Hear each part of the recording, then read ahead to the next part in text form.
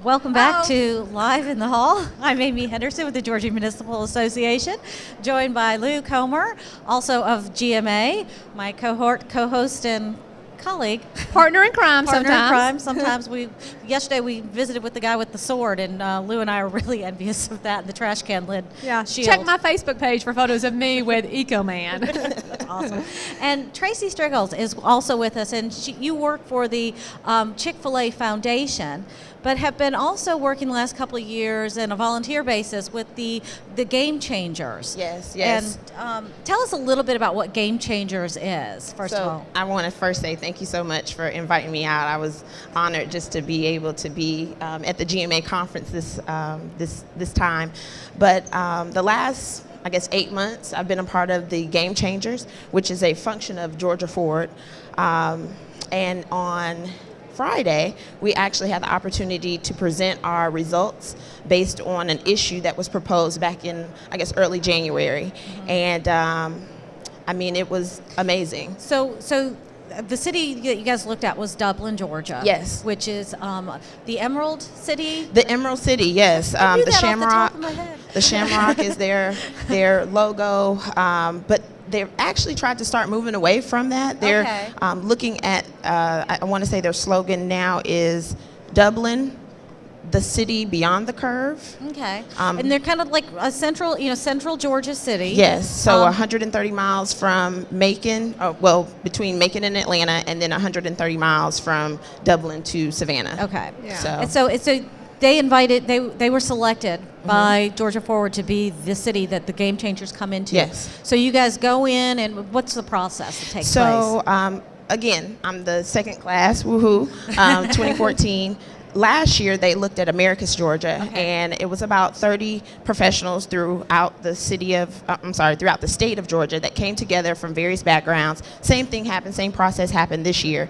They come in from various backgrounds, nonprofit, medical, education, city government, and they're posed a problem. I don't like to say problem, issue concerning Dublin, and based on various backgrounds, we are split up into groups. I was in the heart of Dublin, which looked at a particular issue with drawing in and keeping millennials in the city, and expanding the city. And that's such a big issue for a lot of our cities, is retaining young talent. So often you hear they go off to college and then they go somewhere else to work, and oftentimes they may return back to their hometown later when they have a family and there's opportunities. But that is such a big issue. And it was interesting you say that, because a lot of the and it was very data driven. I mean, we had tons of people that would volunteer their time just to kind of come and talk about their experience in Dublin, actual people of Dublin, citizens of Dublin. And a lot of them said, I love Dublin, but I have to leave in order to appreciate it, to come back. So our mission within my group was really to see, how can we keep them here? There were so many untapped resources that were in Dublin that we noticed, but we really wanted to highlight it in a way that would keep those millennials here and grow their families actually in Dublin.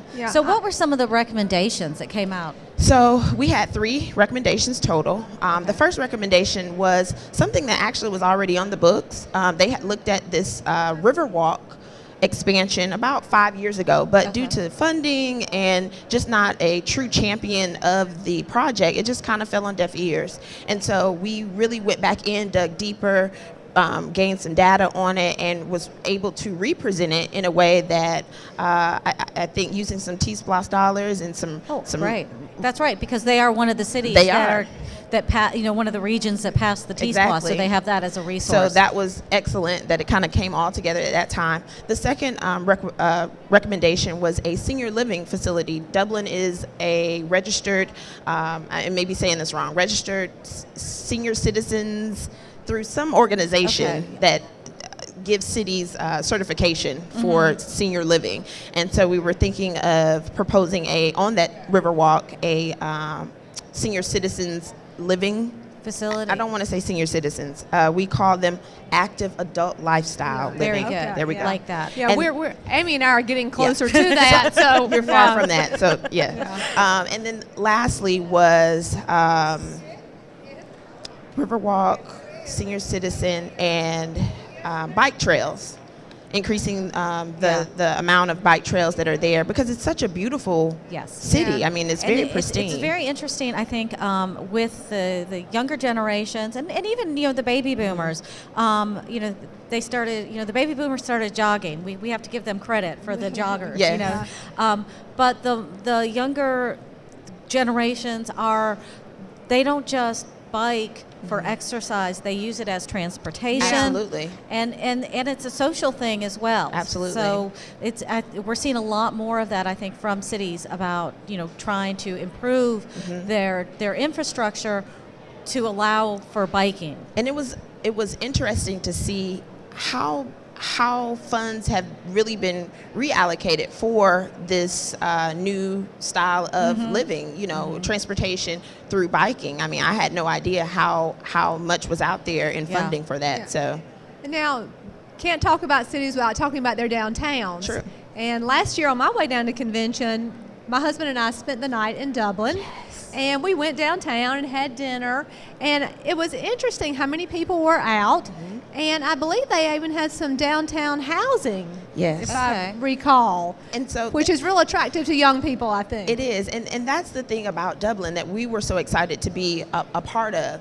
The momentum is there. It was really just trying to corral the right people at the right time. Right. And I really feel that Game Changers was able to do that. I mean, at our presentation, we had the mayor there, we had the city planner there, we had some key individuals there. And mind you, some of the individuals from city administration were actually part of the inaugural class of Game Changers. Okay. So they brought Game Changers to Dublin. So they saw what happened in Americas, and wanted that's to- still an ongoing process, Yes, of course. it is.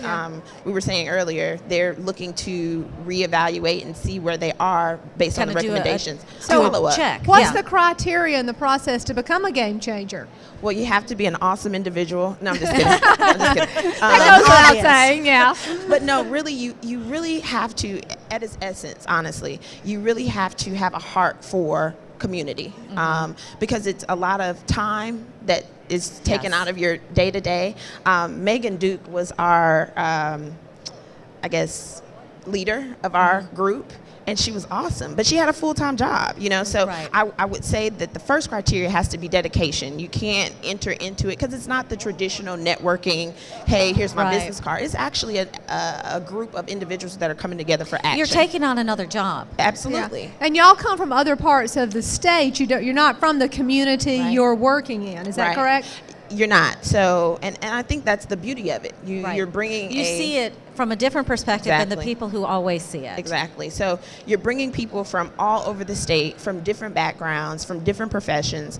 I want to thank my boss, Rodney Bullard, with the ChickfilA Foundation. He has been, and my whole team has been awesome with allowing me to go down and really understanding the need of community. Our focus is youth and youth education, but Right.